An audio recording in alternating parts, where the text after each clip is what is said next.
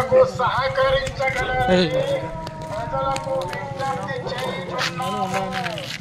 అడవికి నిప్పు, వన్య ప్రాణానికి నిప్పు, పచ్చని చెట్లు, ప్రగతికి మెట్లు, లేకుంటే క్షామము. చెట్లను పెంచు, కరువును నివారించు. చెట్లు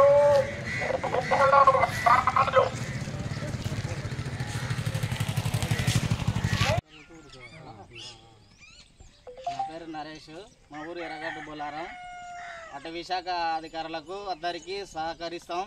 అడవిలో నిప్పు కానీ ఉచ్చులు కానీ ఇటువంటివి పెట్టకుండా అటవీ శాఖ అధికారులకు అందరికీ సహకరిస్తాం. మా ఊరి తరపు నుంచి అలా ఎప్పుడు సహకారం ఉంటుంది. అంజనగిరి గ్రామ ప్రజలకు అందరికీ నమస్కారము, నూతన సంవత్సర శుభాకాంక్షలు. ఈరోజు ఇక్కడ మీ ఊరికి ఒక అవగాహన సదస్సును ఏర్పాటు చేసుకొని రావడం జరిగింది. దేని గురించి అంటే, అడవి లోపలికి నిప్పు తీసుకొని వెళ్ళకూడదు. ఎవరైతే మీ ఊరు నుంచి కొంతమంది అడవిలోకి వెళ్తుంటారు, ఏదో కట్టెల కోసం అని, చిన్న చిన్న వంట చేసుకోవడానికి కట్టెల కోసం అని, మేకలు తీసుకొని మేకలు మేపుకోవడానికనో, పశువులు మేపుకోవడానికనో, గొర్రెలు తీసుకొని పోతుంటారు. గొర్రెల కాపర్లు గొర్రెలు తీసుకొని వెళ్తుంటారు, అడవిలోకి అటు ఇటు వెళ్తుంటారు. వెళ్ళినప్పుడు మీరు ఏం చేస్తారంటే, బీడి, సిగరెట్, అగ్గిపెట్టెలు అవన్నీ మీతో పాటు తీసుకొని పోతుంటారు. తీసుకుపోయి ఏం చేస్తారు, బీడి తాగి అక్కడనే పడేస్తారు. బీడి తాగి పడేయడం వల్ల తర్వాత లేదంటే అనవసరంగా కొంతమంది ఏం చేస్తారంటే అగ్గిపుల్ల గీసాడడం, అంటుపెట్టడం కావాలని, లేదంటే ఏమైనా వంట చేసుకున్నప్పుడు వంట చేసుకునేటప్పుడు అది అట్లే వదిలేసి రావడము. వంట చేసుకొని కొంతమంది ఏం చేస్తారంటే, ఇప్పుడు తేనె సేకరణ కోసం పోతుంటారు, ఇప్ప పువ్వు సేకరణ చేయడానికి పోతుంటారు, ఇప్ప పువ్వు కోసం అని. అదేవిధంగా బీడి ఆకులు కొరకు ఆకులు తెంపుకోవడానికి వెళ్తుంటారు. బీడి ఆకు రావడానికి, ఫ్రెష్గా మంచి ఆకులు రానికే ఏం చేస్తారంటే ఫస్ట్ అంటుపెడతారు. అంటుపెడితే బీడి ఆకులు మంచిగా వస్తాయి, నీట్గా మంచిగా వస్తాయి. అలాంటప్పుడు ఏమైతుందంటే అడవి మొత్తం అంటుకపోతుంది. అడవి అంటుకపోవడం వల్ల ఏమైతే నష్టం అనేటువంటిది వాటిల్తుంది. ఏ విధంగా నష్టం వాటిల్తుంది, చెట్లు అన్నీ కాలిపోతాయి, కింద ఉన్న గడ్డి అంతా కాలిపోతుంది. ఆ చెట్టు నుంచి రాలిపడినటువంటి విత్తనాలన్నీ మొత్తం మాడి మసైపోతాయి. విత్తనాలు ఏమవుతాయి, విత్తనాలు పడ్డప్పుడు మళ్ళా వర్షాలు పడ్డప్పుడు మొలకెత్తుతాయి. అలాంటి విత్తనాలు ఏమైతాయి మొత్తం కాలిపోతాయి అన్నట్టు. కాబట్టి అడవి లోపల నిప్పు పెట్టడం వల్ల అనేకమైనటువంటి నష్టాలు ఉంటాయి. ఈ చెట్లు కాలిపోవడమే కాదు, గడ్డి కాలిపోవడమే కాదు, వన్యప్రాణులు అంటే చిన్న చిన్న జంతువులు ఉంటాయి. కుందేళ్ళు కానీ, తర్వాత అన్ని ఉడతలు కానీ, ఒక్క నిమిషం, పాములు, అదేవిధంగా పక్షులు.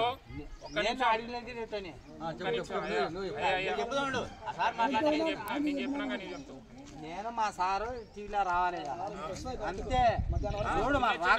అన్ని చనిపోతుంటాయి.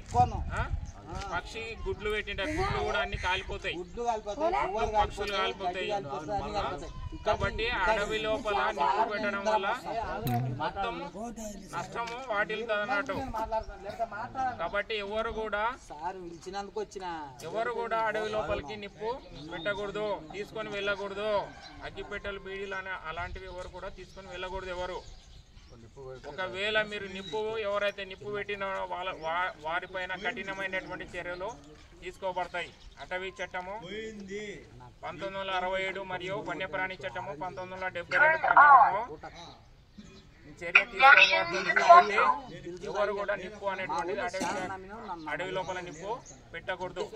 కాబట్టి అందరూ సహకరించాలి. ఈ విషయాన్ని మీరు గ్రహించి అడవి లోపల నిప్పు ఎవరు పెట్టకూడదు. గ్రామ ప్రజలకు ముఖ్య గమనిక, అడవి ప్రాంతానికి చుట్టుపక్కల ఉన్న గ్రామ ప్రజలకు మనది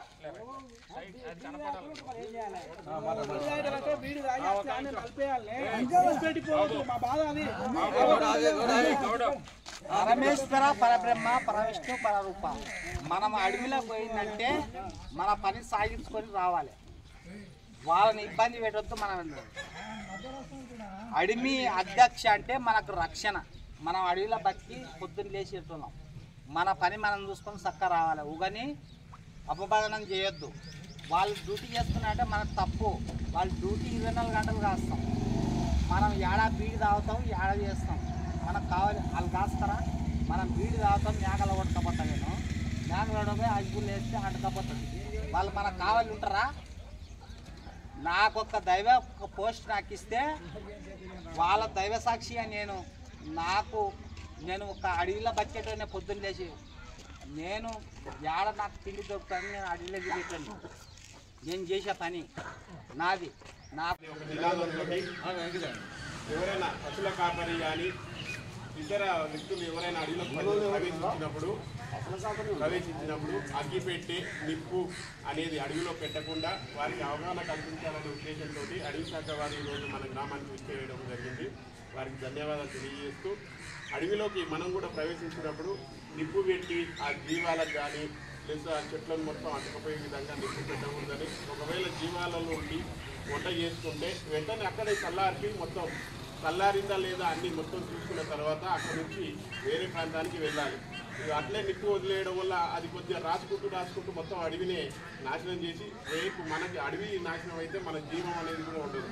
మనం చూసినాం కరోనా టైంలో ఆక్సిజన్ అనేది దొరకక వేల రూపాయలు వెళ్ళి ఆక్సిజన్ కొనాల్సిన పరిస్థితి వచ్చింది. చెట్లు ఉంటేనే మనకు ఆక్సిజన్, మనం బతుకుతాం. చెట్లను ఎంత నాశనం చేస్తే మనం అంత సర్వనాశనం అన్నట్టుగా ఈరోజు లోకం కూడా చాలా దుర్దైన పరిస్థితిలో ఉంది. కాబట్టి అడవికి నిప్పు పెట్టొద్దు, అందరం కూడా సహకరించాలి, మనం కూడా సహకరించాలి, సహకరిస్తామని కూడా సార్ వాళ్ళకి తెలియజేస్తూ ముగిస్తున్నాం.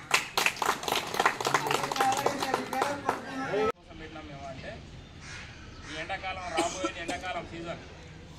ఈ ఎండాకాలం ఏమైతుందో మొత్తం అంటుకపోతూనే ఉంటుంది, ఇంకా ఆరేది ఉండదు, గడ్డి విపరీతంగా ఉంటుంది.